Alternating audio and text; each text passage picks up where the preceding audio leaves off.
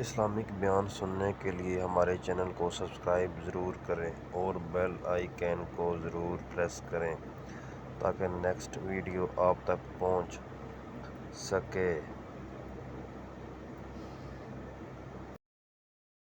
دو لفظوں میں اسلام کو ڈیفائن کیا ہے کہ کلو من الطیبات، پاکیزہ کھاؤ اور عمل بھی پاکیزہ کرو۔ تو جو اصل بات میں یہ محرم ہی کے حوالے سے یہ آیت کا میں نے انتخاب کیا تھا کہ جب آپ پاکیزہ کام کریں گے اور پاکیزہ کھائیں گے تو اس سے آپ لوگوں کو اچھے لگیں گے اور لوگوں کا دل چاہے گا کہ آپ جیسے بن جائیں۔ سمجھ میں آ رہی بات؟ ایک مثال دیتا ہوں۔ دیکھو کوئی بھنگی ہو جو بیچارہ ہر وقت گندگی میں رہتا ہو، اسے آپ سمجھائیں کہ یار اچھی زندگی گزارو، صاف ستھرے ہو جاؤ۔ آپ نے کسی دن اس کو نہلا دیا، بہترین کپڑے ڈیٹول سے نہلایا، سروس کروائی، کیونکہ ظاہر ہے وہ اتنے دنوں سے ایک کام کر رہا ہے تو وہ سروس کے بغیر دھلے گا نہیں۔ سروس کروائی آپ نے اس کی، خوب نہلا دھلا کے اس پہ اسپرے چھڑک دیا آپ نے، اور 3 دن تک کنٹینیو یہی کام کیا، تو آپ مجھے بتاؤ اس کو برا فیل ہوگا یا اچھا فیل ہوگا؟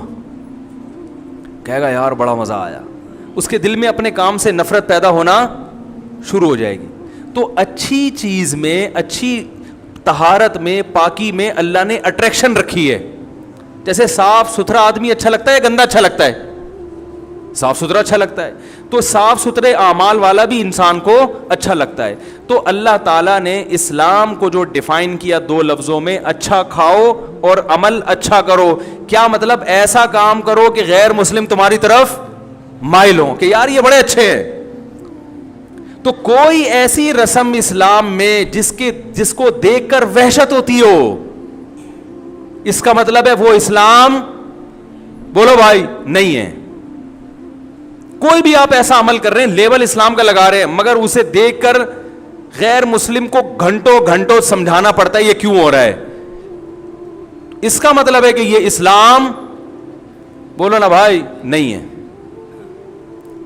تو آپ مجھے بتاؤ محرم میں جو کچھ ہو رہا ہے، کیا یہ غیر مسلم کو اسلام کی طرف مائل کرے گا؟ یہ عمل ہے بھائی؟ یعنی کوئی غیر مسلم اسے دیکھ کے مسلمان ہوگا کہ یار ماشاءاللہ بڑا زبردست اسلام ہے؟ افسوس ہمیں اس پر ہے کہ دیکھو جن کا مسلک ہے، جن کا فقہ ہے، وہ جو کچھ کر رہے ہیں انہیں کرنے دو۔ اپنے بارے میں یہ فیصلہ کرو کہ ہم سنی ہیں یا شیعہ ہیں۔ فرقے شروع سے چلے آ رہے ہیں نا، شیعہ اور سنی، ختم کرنا تو ممکن نہیں ہے۔ تو حضرت عیسیٰ علیہ السلام جب نازل ہوں گے تو تلوار کی زور سے تمام فرقوں کو ختم کر دیں گے۔ تو جو کام عیسیٰ علیہ السلام کا ہے وہ خود کرنے کی کوشش نہ کرو، جو حضرت مہدی کا کام ہے وہ خود کرنے کی کوشش نہ کرو۔ ہم کسی فرقے کو ختم نہیں کر سکتے، لیکن ہم اپنے آپ کو ڈیفائن کر سکتے ہیں۔ ہم یہ بتا سکتے ہیں کہ ہماری رائے میں صحیح کیا ہے۔ تو میرے بھائی، نبی صلی اللہ علیہ وسلم نے فرمایا 73 فرقوں میں سے ایک جنتی ہے، تو یا تو ادھر چلے جاؤ یا بولتے کیوں نہیں؟ ابھی نہیں بول رہے تو پھر عمل کیسے کرو گے؟ یا تو پورے ادھر چلے جاؤ یا پورے ادھر آ جاؤ۔ مجھے خدا کی قسم اس پر کوئی اشکال نہیں ہوتا کہ شیعہ لوگ ماتم کیوں کر رہے ہیں، شیعہ لوگ یہ سب کچھ کیوں کر رہے ہیں، وہ جو ہے وہ مرثیے کیوں پڑھ رہے ہیں، مجھے اس پر اشکال نہیں ہوتا۔ ان کے دلائل ہوں گے ان کے پاس، ان کے علماء ان کو بتاتے ہیں۔ وہ کب کہتے ہیں کہ ہم سنی ہیں؟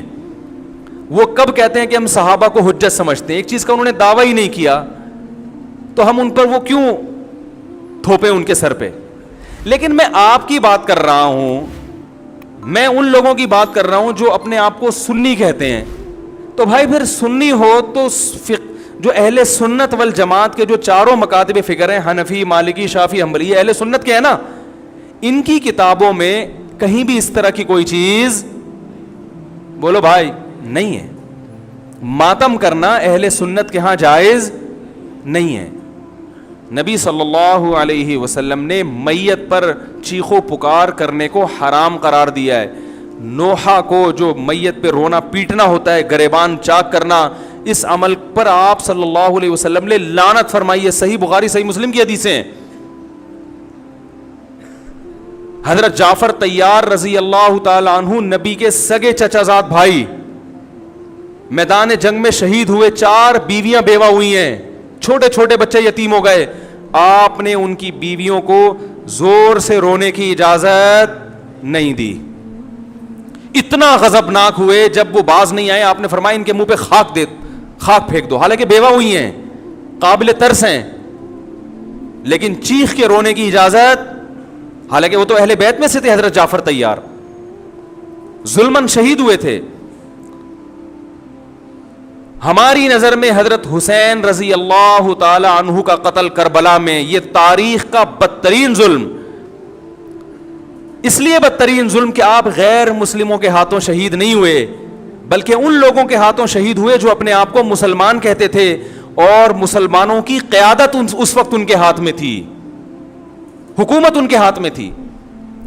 لیکن اس ظلم پہ اہل سنت والجماعت کے ہاں, جو سنی ہیں, ان کے چاروں مکاتب فکر کے ہاں نہ رونے پیٹنے کی اجازت, نہ نوحہ کرنے کی اجازت, اور نہ میرے بھائی ماتم کرنے کی اجازت. میرے بھائی آپ لوگ اللہ کا واسطہ محرم میں مرثیے نہ لگائیں.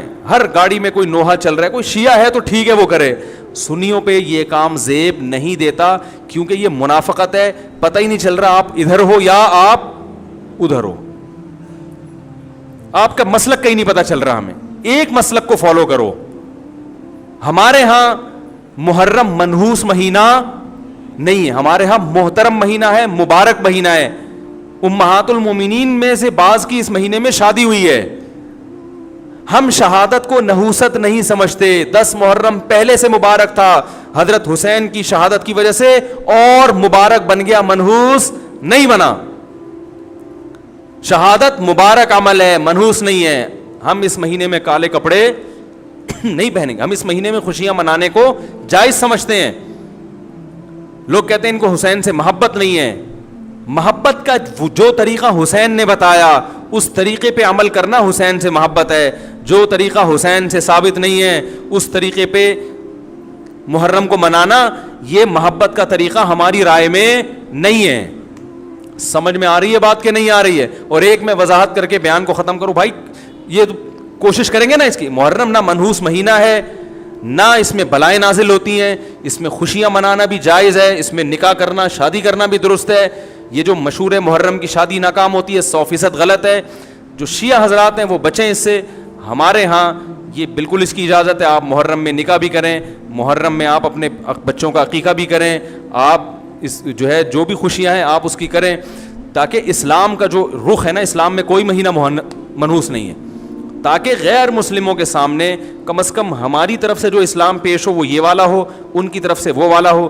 غیر مسلم کے پاس آپشن ہو کہ بھائی دیکھ لو ان میں جو اچھا لگتا ہے وہ والا اسلام آپ فالو کر لو, لیکن آپ بھی ویسے ہی بن گئے تو پھر اسلام کا ایک رخ جائے گا ان کے سامنے. سمجھ رہے کہ نہیں سمجھ رہے؟ تو اس لیے یہ گھروں میں مرثیے نہ لگایا کریں. میتوں پہ نوحہ کرنا, غم منانا ہماری شریعت میں پسندیدہ 3 دن تک تعزیت ہے بس, اس کے بعد نہیں. اور عورت کے لیے شوہر کے مرنے پر 4 مہینے 10 دن عدت ہے.